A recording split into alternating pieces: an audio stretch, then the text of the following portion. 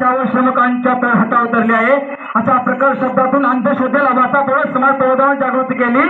त्यांनी बहुजन प्रतिपालक कुळवाडी भूषण रयतेचा राजा छत्रपती शिवाजी महाराज यांचा इतिहास जगभर पोहोचवला. आपली मराठी भाषा भारताबाहेर जगभर पोहोचवले. अशा आमच्या साहित्य रत्न अण्णाभाऊ साठे यांचा जन्म 1 ऑगस्ट 1900 रोजी झाला. आपली मराठी भाषा भारताबाहेर जगभर पोहोचवलीच, पण जयंती साजरी करणं म्हणजे डीजे टोप लावून करणे नव्हे, जयंती विचारांची साजरी झाली पाहिजे. या ठिकाणी मी आज सांगतो, खरं अण्णाभाऊ त्यावेळी गिरणी कामगारांचे नेते होते.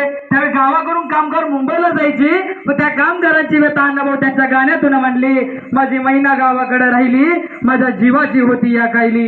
माझी मैना गावाकडे राहिली, माझ्या जीवाची होती या कायले.